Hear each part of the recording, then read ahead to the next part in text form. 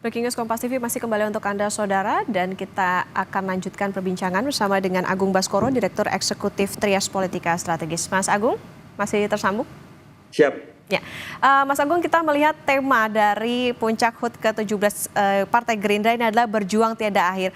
Ini tentu menjadi salah satu pesan ataupun juga spirit bagi seluruh kader Gerindra terutama. Tapi apakah ini juga bisa dilihat sebagai salah satu kode-kode untuk parpol yang berada di Kim Plus?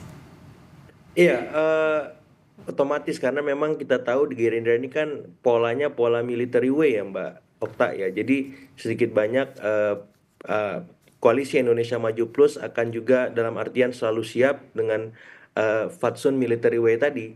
Ketika sudah ada pesan kode keras bahwa Pak Prabowo siap lagi menjadi capres, otomatis para menteri apalagi diundang semua ke Sentul ya, mereka akan paham vibes-nya ya, apa namanya, iramanya, suasananya bahwa wah ini kita harus siap-siap kalau memang mau dipilih lagi sama Pak Prabowo sebagai menteri, wakil menteri, kepala badan, wakil kepala badan, kerjanya harus perform sangat bagus bahkan seperti itu supaya ikutan Pak Prabowo juga di 2029 Mbak Okta.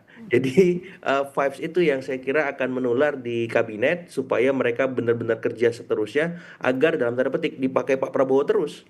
Ya di kader Gerindra pun juga demikian, mereka akan bekerja habis-habisan memenangkan Pak Prabowo. Kenapa?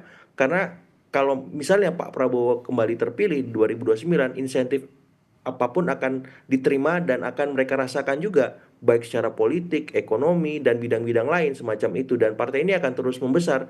Dan bukan tidak mungkin dalam pemilu 2029 nanti Gerindra punya potensi mengalahkan ya eh, pamor PDIP maupun peraihan kursi yang dimiliki oleh PDIP hari ini.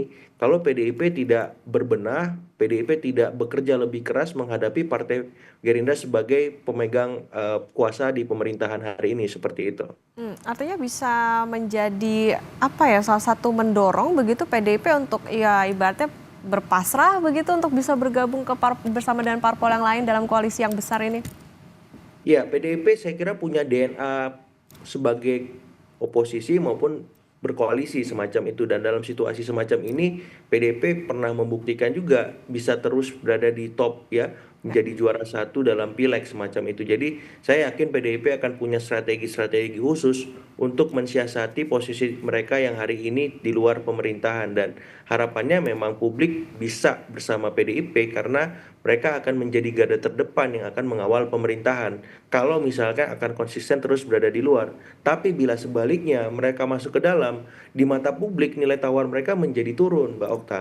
Ya maka ya saya kira pilihan paling objektif untuk PDIP sebenarnya dalam konteks sistem politik kita, dalam citra di mata publik, memang idealnya berada di luar pemerintahan. Supaya apa? Mereka bisa mempertahankan pamor sebagai jawara pileg. Yang kedua, mereka bisa mempertahankan ya posisi tawar mereka di hadapan pemerintahan Pak Prabowo. Karena kalau mereka juga masuk, mereka hilang semua daya tawar itu. Tapi memang resikonya ya secara politik, ekonomi, sosial, mereka juga akan menghadapi beragam macam tantangan. Ya, diserang sana sini tadi kalau mereka salah bersikap, bisa publik, bisa elit juga dalam waktu yang bersamaan. Nah, saya kira PDIP di bawah kepemimpinan Ibu Mega akan bisa memainkan peran-peran yang pas sesuai dengan takarannya. Supaya apa? Supaya ya PDIP tetap berada dalam orbit strategis kekuasaan seperti itu. Seberapa besar sih daya tawar PDIP saat ini, Mas Agung? Iya, posisi daya tawar PDIP saya kira masih cukup tinggi ya. Kenapa? Karena semua partai sudah merapat kepada Koalisi Indonesia Maju Plus. Menyisakan PDIP berarti mau nggak mau menjadi keniscayaan bagi Pak Prabowo untuk selalu mendengar PDIP. Supaya apa? Supaya kebijakan-kebijakan pemerintah itu bisa diobjektifikasi secara utuh dan mendapat ya kira-kira ini yang terbaiknya seperti apa, formulanya berdasarkan pengalaman PDIP selama memimpin maupun ketika melihat situasi publik hari ini seperti itu. Jadi saya melihat PDIP akan terus berada di posisi strategis, punya posisi tawar, bargaining position, karena memang mereka punya pengalaman sekaligus hari ini berada di luar yang intensif mendengar aspirasi masyarakat, dan itu semua bisa diorkestrasi dengan baik ya ketika memang PDIP bisa melakukan citra yang seimbang, ya tidak ngegas terus seperti hari ini ya, lewat misalkan Ibu Mega dan Pak Hasto, tapi ketika nanti Kongres PDIP digelar, bisa dua citranya. Ada ngegasnya, juga ada ngeremnya Mbak Okta.